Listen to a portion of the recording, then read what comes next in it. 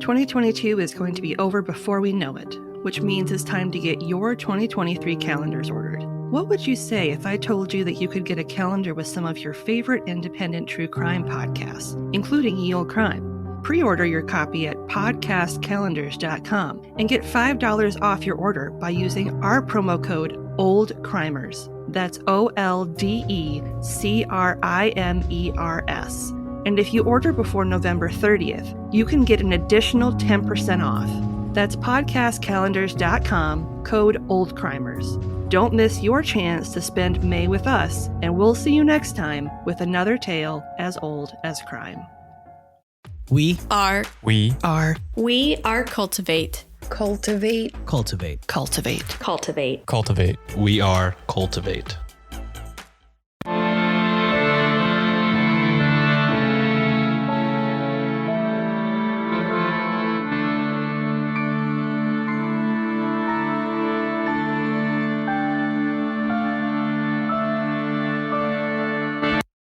Hello and welcome to Ye Olde Crime, where we discuss the funny, strange, and obscure crimes of yesteryear.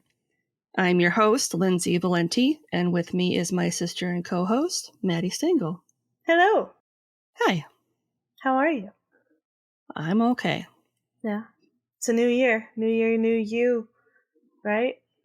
Yep. Knew something. Allegedly. Supposedly. Mm-hmm. Potentially. That's what they say. We'll see. That's what they say. The year of me. The year of Lindsay. That's it. That's all it is. It's just the year of Lindsay. No one else. No. No one. No. Me. Just Me. me. It's finally my time. It's my year.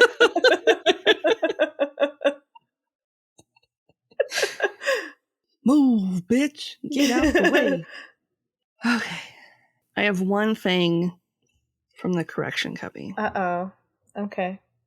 And I would like to thank Twitter user C3PO for letting us know that I mispronounced Samuel's name in our last episode, the Great Fire of London episode. Okay. I kept saying it as Pepis, and it's actually pronounced Peeps. Oh, that's cute. Peeps. Peeps. Samuel Peeps. He's a pervert. Yeah. Just kidding. I don't know. So thank you for telling me. And they said it in like the nicest way possible. And I'm sorry for anybody else that like knew and they were like screaming into the void. Yeah. Every time I mispronounced it. I've done that before with some of my favorite podcasts. Whenever they mispronounce something, like any story, honestly, in Minnesota or Wisconsin. Yeah. Just because the pronunciation is not as French as you think it is. Yeah. Merci beaucoup? No. No. No. Incorrect. You're wrong. You're wrong. I'm right. I say good day. It's the year of Lindsay. I say good day. And outside of the cubby, shout out to our patrons. Hey. Jenna, Shinnifer, Tom, and Carol. Hello. And thank you. Your support is awesome, and we appreciate you. Very much so. More than everybody else. Just kidding. Yeah. But we do appreciate you. We have a lot. favorites, okay? And they're the ones with money. Sorry. Mm-hmm. But, like, you could be a favorite without money. Just, do better. Do better. That's so... Do better. This is the year of Lindsay. Be better. Be better. Be better. We're just coming in hot. This is no longer a friendly... This is an aggressive podcast. Episode 130. They get aggressive. Right? It's just an hour of us being like, why aren't you on our Patreon? Huh? Why not? The year of passive aggressiveness. Tax season's coming up. You get a refund? Where's that refund going? Year of Lindsay. Lindsay needs to fuel her Ritz cracker and Baba's dilly dill pickle hummus habit. Yep. No water. No beverage. We're going dry, people. We're going dry. Dry January is just eating as many saltines as you possibly can before an hour-long presentation. Yes.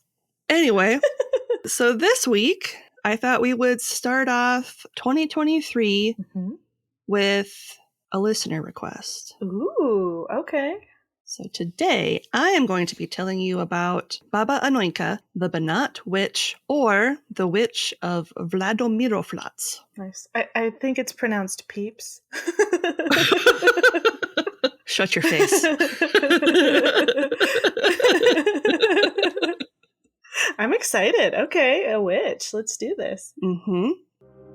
If you want a playlist of all our episodes on YouTube, click the link in our show notes or in our link tree and subscribe today for not only a list of our full catalog, but a separate list as well, just of our Can You Crack the Cramp Word segments.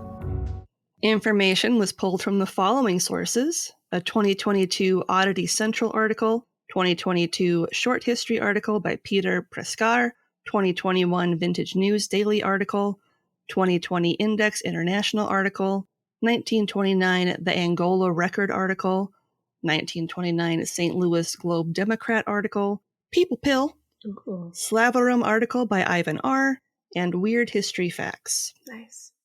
I feel like Wikipedia was supposed to be in there, but then I remembered that I didn't actually use it. So, What? take that, Wikipedia. Oh, man. I don't need you no more. Just kidding. Just for this week. please- Just for this week, I don't need you. Please still donate to them. Please still donate. It's okay if you take the Patreon money you would have given to us and give it to Wikipedia. That's 'Cause fine. you're still technically helping. Because you're helping me with my research. Perfect. And links to all of these articles will be included in the show notes. So as I said, today's topic was a listener suggestion, and it was suggested to me by my friend Vuk over at the Twisted Owls podcast. Hi. And thank you. Yeah.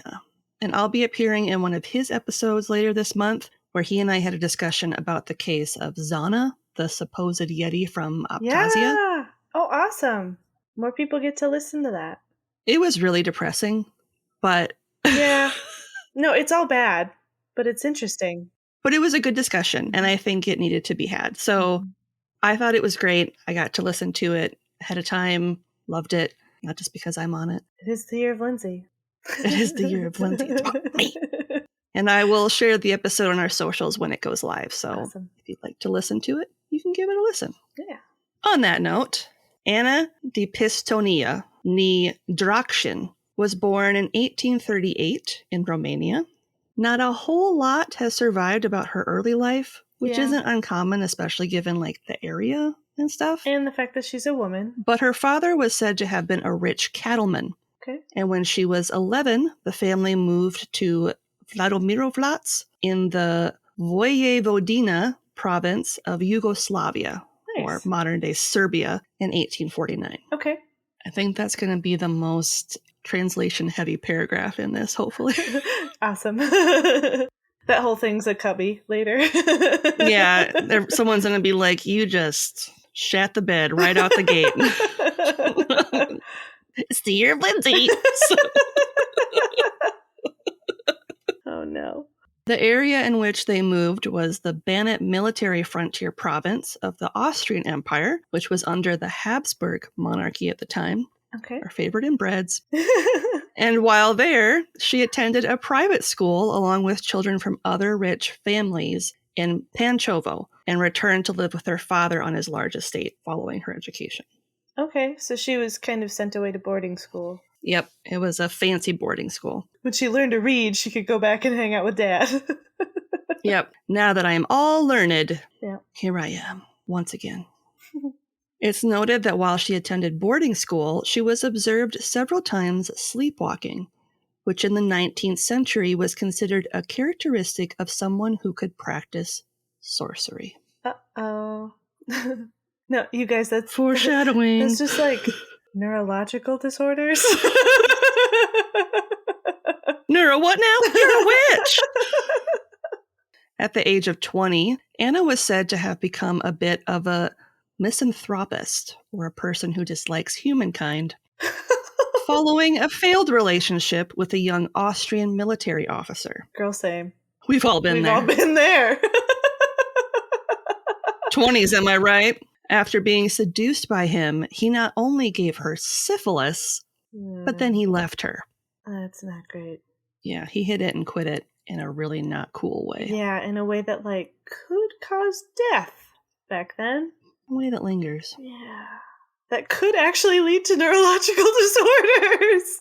Oh no! This is true. Full circle. Oh no! Not good. It's escalating. Okay. Understandably brokenhearted following this, Mhm. she went into seclusion and developed an interest in chemistry and medicine. Uh-oh.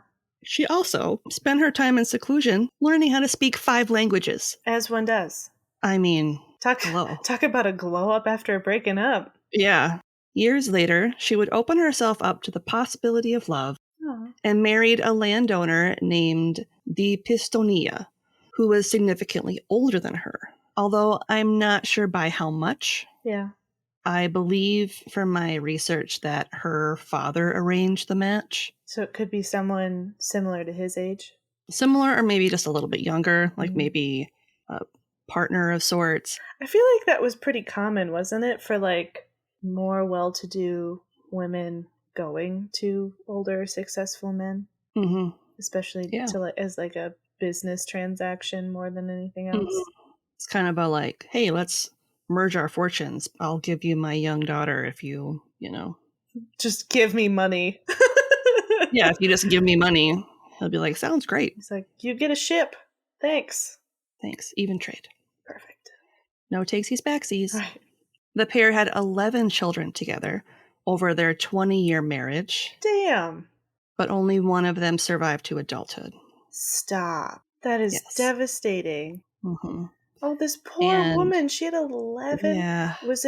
Do you know if it was miscarriages or was it like full term? I couldn't find out anything. Yeah. I just know she had 11 children and only one of them survived to adulthood and became a merchant. That's horrific. I wouldn't be surprised if a lot of it was a mix of not being able to carry to term or, you know infant death, like from illness, Well, which and was extremely common. I wonder too if The syphilis might have had something to do with it. if it was a factor, because that could, it's hard for anybody to survive that untreated, let alone a baby. Yeah, because who knows if she got any treatment for it. Mm-hmm. Oh, Either way, extremely heartbreaking. yeah, this poor woman. Damn. Following her husband's death, Anna continued her interest in chemistry. She was so involved in this interest that she ended up adding a laboratory to a wing of her home that she had shared with her late husband. She's going to bring him back to life. The original Frankenstein. Using the power of potions. Right.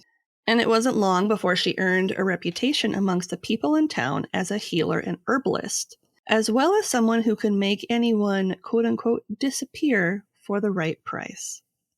Yeah. There's a very big theme of being a witch. If you try to help others in the form of a healer or an herbalist, because if you ever got it wrong, which, I mean, we still get it wrong today, where you go in, something freak happens, and then you die. Instead of calling them a witch, we just sue them now. But, yeah, just knowing that she was a healer, I can see why she progressed into a witch status. Yep. Gross. She soon earned the moniker of Baba Anujka, or the Grandmother Annie, as it would be translated to. Cute. Likely due to how she dressed. She wore an all-black dress with a black headscarf, which was typical of rural widows of the time. Yeah, that makes sense. She became a favorite of farmers' wives, who often sought her out whenever they experienced health problems. As a result of this, Anna was able to live quite comfortably, even as a widow. Nice. Her quote-unquote magic water could be purchased for 2,000 to up to 10,000 Yugoslav dinars, or between $1,000 to $5,000 today, US dollars. Her water. Her magic water. And is this like a gallon of water? Is this... I don't know how much water. Is it just like a mason jar with like good luck on it? Like, I'm assuming it was like a smaller, like ocean bottle type size thing of water. That's insane. Yeah.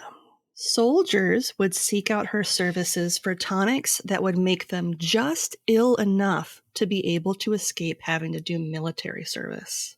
I'm surprised she tolerated that, knowing that she was jilted by a military man. She probably enjoyed it. She's like, oh, you want to shit yourself? All right. Yeah. Here's some magic water, that's son. True. Like, oh, I get to make you suffer for a brief period of time? Sure. Give me your money, Yeah. and I will gladly do so. Yeah, getting paid to make people sick. That's for being somebody who doesn't like other human beings. That's the perfect job. There you go. Yep. Dream job. Congratulations. Yep. She made it. Good job, Hannah. She did it. She also sold mixtures that she coined as quote-unquote love potions and, her magic water. The typical thing. Although the clientele for that particular tonic were mainly women, she did sell it to the occasional man as well. Yeah. The love potion would typically be given to an abusive husband who would mysteriously die after around 8 days. That's a weird way of expressing love in the form of a potion. We'll get into it. Okay. As we have covered many times in the past, it might not surprise you to learn that the key ingredient of her love potion was mercury, and her magic water was arsenic, which she would add in small quantities along with plant toxins that were difficult for even the most trained medical examiner to detect. Mercury, what a horrific way to die. Mercury poisoning? Mm-hmm. Oh, man. Yeah. That is some love potion. Damn. Mm-hmm. Other main ingredients that would or could be used in other tonics to solve a host of other problems included mousetrap, I don't know what that is, and devil's grass. Hey, we know about devil grass. We know about devil's grass. Yeah, we do. You can go onto the plains and grab that shit. Yeah. Didn't know they had it in Europe. Apparently they do. Maybe they brought it over. I don't know. There you go. just bringing a bunch of seeds. Just going across the plains. like Johnny Appleseed with the devil's grass. Oh, that's a callback to the Bloody Benders episode, in case you have no idea what the hell we're talking about. Yeah, go listen to it, you hooligans. Yeah, it'll be funnier. In addition to her magic water and love potions, she also sold another tonic known as bitter water. So it's just arsenic? Arsenic and soda? I don't know. She would also treat people for insanity, dementia, and other ailments. Where do I sign up? Right? So it's not all of the stuff that she sold had poisonous materials in it. Like some of it actually was like health tonics for like the farmers to help them with like pain or whatever. But even then, they microdosed toxic material that they didn't know was toxic material. Yep. So she was just really good at microdosing to the point where it was just enough to where your body was like, hey, ooh, let's fix this, and then magically would get better. Prior to selling any of her potions to women experiencing marriage troubles, she would ask her client the question, quote, how heavy is that problem, end quote. Like the weight of the man?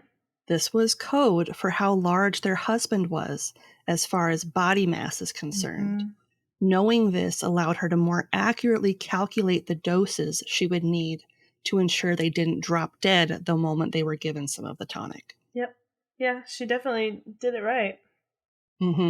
According to chemistry professor Simon Yarmati, who wrote a book about Anna, he states, quote, many came to her for help, even generals and ministers who believed in her power and trusted that she could show them the way.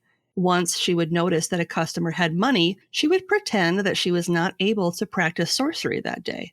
She would tell them to come back another day, knowing they wouldn't leave because it was not easy to travel from one town to another at the time. Then, when they would try to convince her to fit them in her schedule for the day, she would offer them to stay overnight. She had accommodation and food for such guests, which had to be paid separately, end quote. Oh, man. This sounds a lot like those rest stops with the springboard bed and the drop hatch. Yeah, Lavinia Fisher. Yeah. The highwayman thing, yeah. Yep. Anna didn't think she was doing anything bad and genuinely believed that she was helping those in need, especially abused women. Yeah. She claimed to know more about medicine than most doctors. And she might have. just with her chemistry background. She was definitely a little more of a vigilante than a healer. Mm-hmm. But yeah, that's fair. Yeah. Typically, we wouldn't go past the 1900s, but in order to finish her story, we're going to keep going. Okay. Anna's first trial took place in Bela Crkva in June 1914 on charges that she provided poisons that were used to kill a rich widower named Gaia Pronking. She was later acquitted. Nice. In the 1920s, Anna hired Yubina Milenkov to act as her sales agent. Yubina was paid to locate potential clients and bring them to Anna's home. Mm-hmm. According to Yarmati, Yubina, quote, she listened, especially in the evening when the women went to the well. Then they recounted their secrets from the bedrooms and from the family and so on. And not only their secrets, but how they point to something going on in some other houses.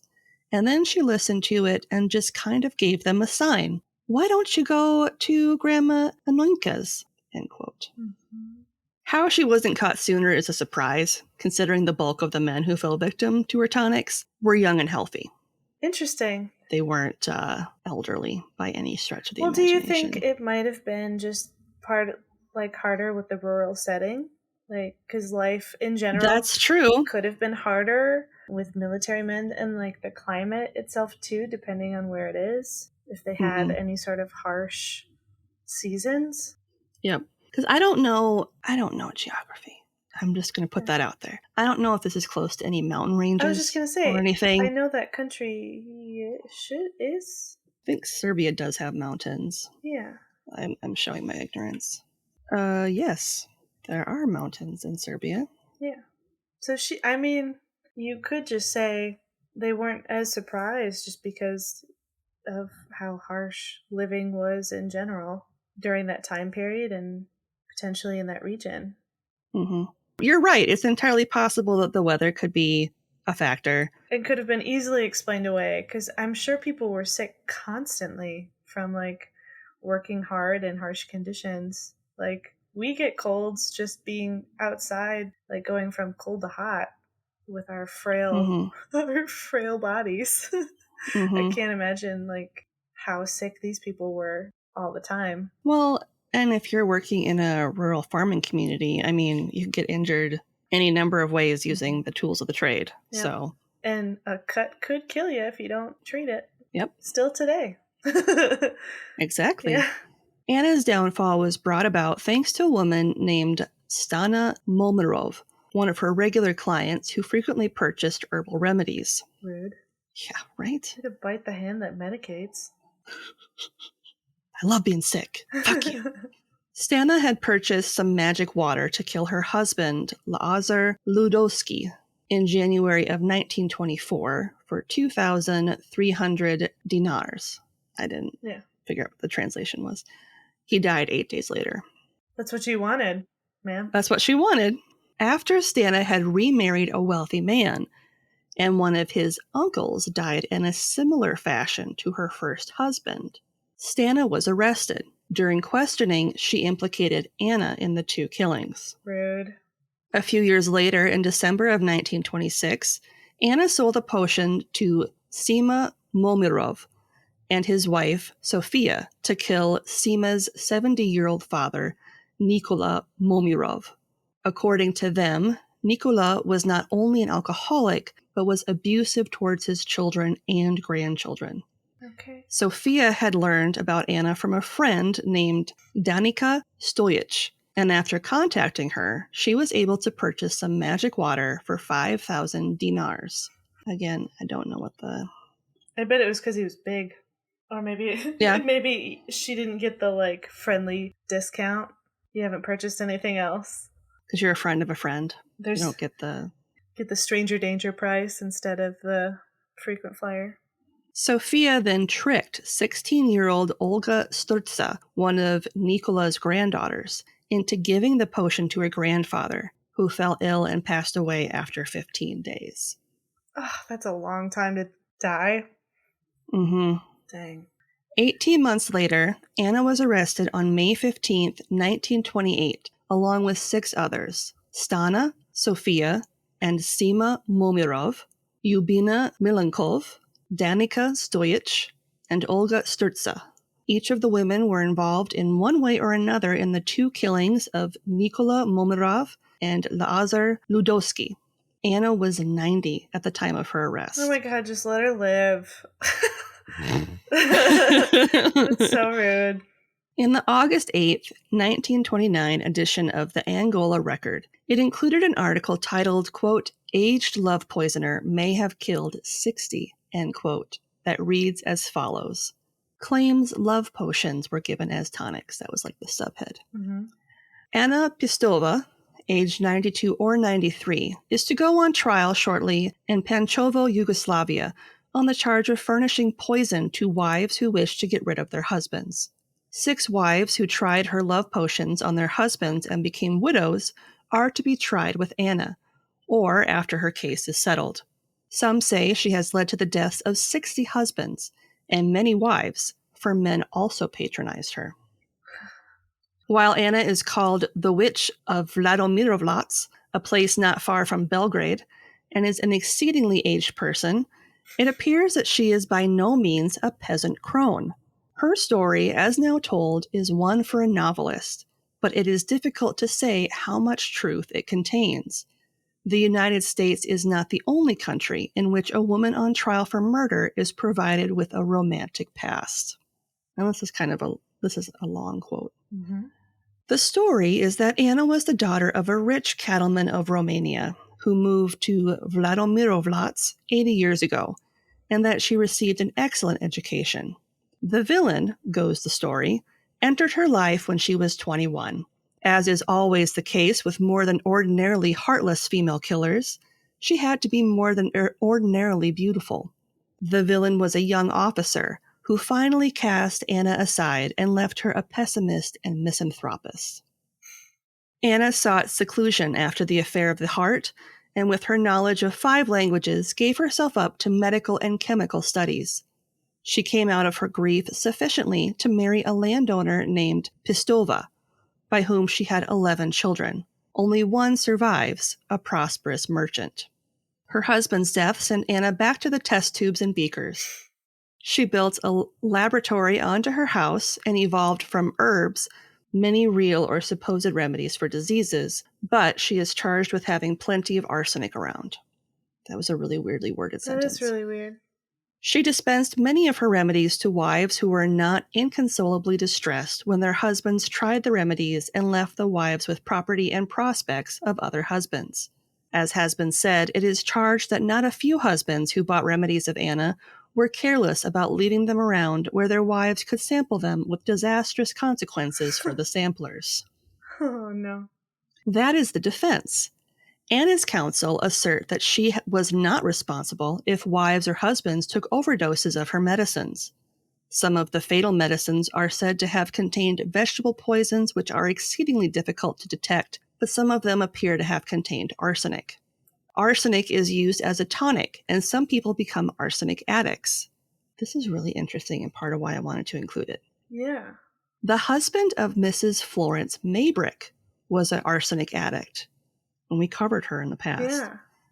Which fact made Mrs. Maybrick's conviction of poisoning him to death with arsenic extremely doubtful as to the charge, having been proved.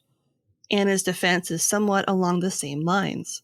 She says that the death-dealing medicines containing arsenic, which she dispensed, were first-rate tonics for the purchasers if used properly. Mm-hmm. Anna herself is said to be a walking advertisement for her own tonics if she takes them. She is described as looking not more than 55 years of age instead of 92 or 93, has her hair curled daily, and uses cosmetics, end quote. Yeah, because it's actually illegal to use makeup after the age of 62. So it's a crime in most countries. Yep. So, give up. You got to just go straight to horse face. Yep. When the senior citizen discount goes into effect, that's when the horse face goes into effect. No more. At the trial, which began in June 1929 at the district court in Pančevo, the hearings took place on June 18th and 19th. Prior to the trial, the two victims were exhumed and autopsies were performed at the University of Belgrade. The prosecutor in the case wanted the death penalty for all of those accused, with the exception of Sturza, who was a minor when the murders took place. Okay. In her case, he simply sought a prison sentence. Oh, yeah, much better for her. You know. Yeah, so he's like, oh, you're 16, just stay in prison forever. Yeah, just be It's in prison fine. until you die instead of murdering you right away. Just spend the rest of your days in prison. It's fine. It's better that way. It's fine. It's fine. You're welcome. I'm doing this for you. Sofia and Sima Momirov claimed that they were oblivious to the poisonous effects of Anna's magic water, and instead believed that Anna had supernatural powers that allowed her to kill people. She turns into a werewolf. Stana Momirov claimed that she sought the magic water as a means to cure her husband's alcoholism. Yeah, that'll cure it. It'll literally kill it. And everything else. And everything else in his body. Anna's response was to deny ever selling them potions or remedies of any kind, claiming that the whole trial was an elaborate way for Yubina Milenkov to shift the blame to her for her own crimes. So basically that her assistant is trying to blame it all on her. Well, yeah. I mean, her assistant ratted her out and she was like, listen, I didn't, these people came to me. Mm-hmm. Sorry. Yep. I gave him a product. I didn't tell him to kill with it. On July 1st, the results of the autopsies were provided, as well as the results of chemical testing that had been conducted on different samples that were taken from Anna's home.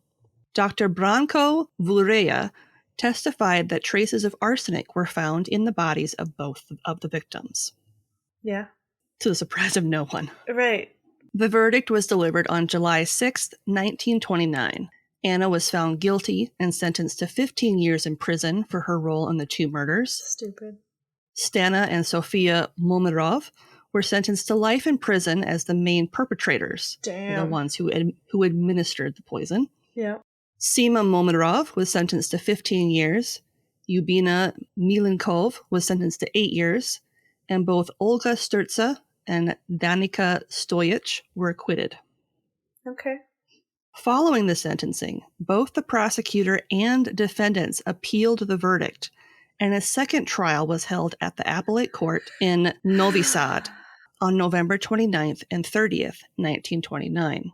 The prosecutor, again, wanted all of the defendants to face capital punishment. Of course. They must all be murdered. During cross-examination, Sima and Sofia Momirov did admit that they knew the magic water was poisonous when they purchased it. But other than that, all of the defendants stood by their initial statements that they had made during their first trial in June. That's good. Consistency is key.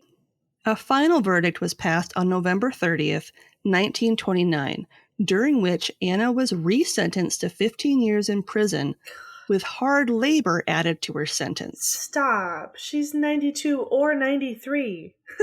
Mm-hmm. One of the two. Stana and Sofia Momirov were resentenced to life in prison. Sima Momirov's sentence was increased from 15 years to life. Oh my gosh. Yubina Milenkov's sentence was increased from 8 years to 10 years. And once again, Sturza and Stojic were acquitted. That's good, at least. In the December 1st, 1929 edition of the St. Louis Globe-Democrat, they included an Associated Press blurb that misgendered Anna with the headline, quote, "Man, 93, sentenced to 15 years and hard labor," end quote. But it reads as follows. Baba Anujka, 93, must serve a sentence of 15 years imprisonment with hard labor. The Court of Appeals today confirmed the sentence of a lower court. He had been convicted of giving poison to a dozen relatives and friends, end quote. Okay. You would think that, Baba would have been an indicator. Yeah. Guess they didn't know 5 languages. Yeah, someone screwed up. Losers. Way to go, AP. After serving 8 years, Anna was released as an act of compassion. She died of dementia in her late father's home in Vladimirovlats 2 years later on September 1st, 1938, at the age of 100. It's a horrible way to die. Although she was only convicted of 2 murders, Anna's potions are believed to have killed anywhere from 50 to 150 people, making her one of the oldest serial killers on record in the former Yugoslavia. Nice. I wonder if she ever kept a ledger. I don't know. If there's any proof anywhere. I guess her house still exists. I was able to find pictures of it. Nice. And the inside. Were there any, scratches of 5s? Anywhere? No, but there were lots of little potion bottles all over the place. Of course. That was just her aesthetic, okay? God. But that's Baba Anujka. Nice. If you're interested in ad-free content, consider supporting us with a one-time donation either over on Buy Me a Coffee or our Venmo page, both of which are in our link tree and in the show notes. If you'd like early ad-free content, not to mention some bonus material, become a member of our Patreon today for as low as $1 a month. Hello, Twisted Humans. Do you find yourself wanting to know more about the latest murder, conspiracy, cult, or haunting? Then this is the podcast for you. In 1952, there was a record high of UFOs reported. 1,500 sightings. There has been evidence of human sacrifice, devil worship, and it is haunted by more spirits than can be counted. A family of 2 adults and 2 kids reportedly saw a giant flying thing with glowing red eyes. And meanwhile, the family's nanny that helped Veronica to care for her and Lucian's children was found bludgeoned to death in the basement of their family home. I'm Alicia. And I'm Sierra, and this is Twisted and Uncorked. This week's podcast plug is the Twisted and Uncorked podcast by our friends Alicia and Sierra. Ooh. The pair are best friends from Nashville, Tennessee and Vancouver, Canada, that share stories that are either unsolved, conspiracies, disappearances, or hauntings every Tuesday, with wine or sangria recommendations included. Nice. If you like to hear stories that are a little twisted, give them a listen. And we will include a link to their show in the show notes. Awesome. What is something good you'd like to share? Something good I'd like to share this week. Well, one, sorry that I was not on the episode last week. There was a reason for that, and hopefully I will have good news for you next week from what transpired that day. Very ominous. But we are in the process of changing our apartments. And so my fiance and I went apartment hunting the past few days, which is really stressful, but also kind of fun to get an idea of where you want to live and kind of envisioning how you want things to change or be the same, where to put stuff. And it was just really varied in the quality of the property and of the people, the leasing agents. We had a leasing agent show us around that was probably still drunk from the night before, where he had used the hot tub with residents. And he doesn't live on the property, but he decided to go to the bar next door with residents after work and then hang out in the hot tub. And so we were like, we're not considering this place because we don't want to know you. Yeah. You're just a walking red flag. Yeah. He cried during our showing. Yeah. Because his 13-year-old dog had died recently.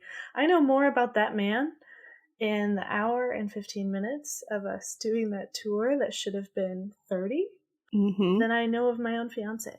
I know all of that man's secrets. Wow. And we were just looking at a 2-bedroom. So, yeah, it was really interesting.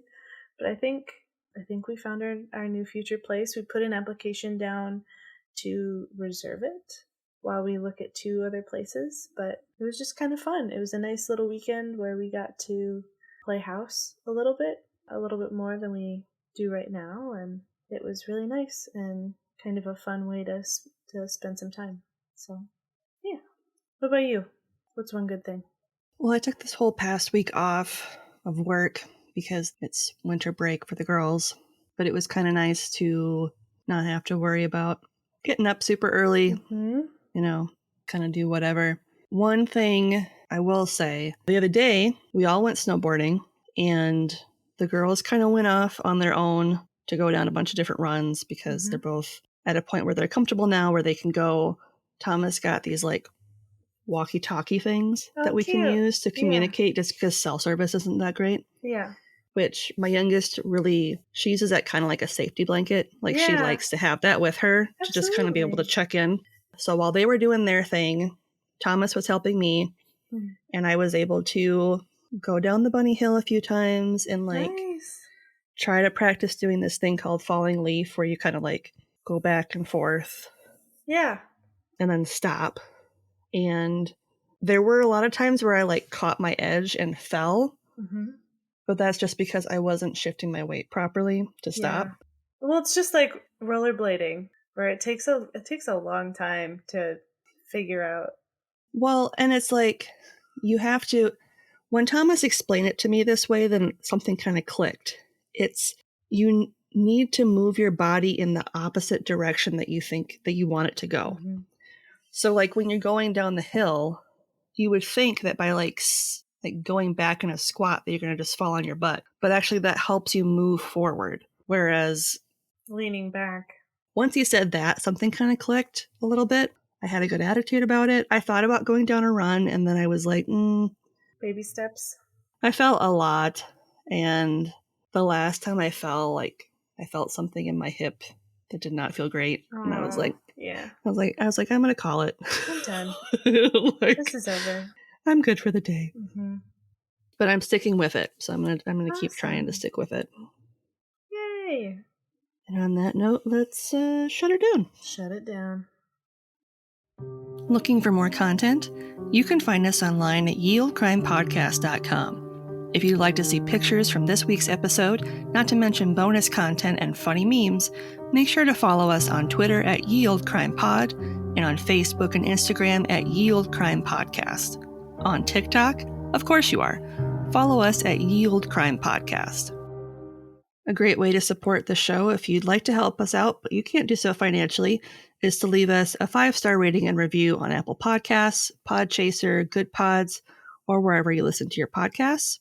Today's review comes from Apple Podcasts, user Bam DeBickens, and it says, "Great morning podcast, 5 stars. Excellent podcast that I started after listening to most Crime Junkie and Morbid episodes." Ooh. Yeah. Wow. I love the tone and cadence as well as the subject matter. I had actually Googled specifically podcasts about crime and the monarchy, and this was the first suggestion in Google. Cool. Thanks, Google. Yeah. Wow. Love listening on my way to work and as I get ready in the morning. And then it's got like the emoji that has like the 3 hearts floating around it. Thanks. Thank you. If you do a rating after this episode, use hashtag Year of Lindsay so we know. Yeah, there you go. We could date hashtag Year of Lindsay. That's all it says. It's just 5 stars. Hashtag Year of Lindsay. You get like 1 million of those. Oh, God. And that's a 2023 review. Of like our year in review. December. This coming year is just going to be hashtag Year of Lindsay. That's all it's going to say. Got something you want to say? Shoot us an email over at yieldcrimepodcast@gmail.com. We'd love to hear your story ideas, see any gifts you send our way, or if you just want to say hello. We're pretty friendly. Speaking of friendly, if you'd like to have real-time conversations with us, consider joining our Discord over at the Cultivate Network. You can chat with us over at the Old Crimers Cubby, or catch up with any of the other great creators that are part of the Cultivate family of podcasts. Just click the link in our show notes or over on our link tree to get started today. I don't know when our TeePublic sale is going to be this week or this month. I don't know. I'll let you know when I get an email about it. You do still have this week and next week to order your 2023 Indie True Crime podcast calendars at podcastcalendars.com. Use promo code OLDCRIMERS, OLDECRIMERS, all one word, to get $5 off. And that is a great way to support us because we get a little bit of kickback from every sale. Yeah. You're a pseudo Patreon if you do it. You are basically a patron. You're at that point. basically a patron. And I will stop yelling at you specifically. All the others, Yeah, you. I'm yelling at you. Doing it. It's the year of Lindsay. Hashtag year of Lindsay. And on that note, as always, I'm Lindsay. And I'm Madison. And we'll see you next time with another tale as old as crime.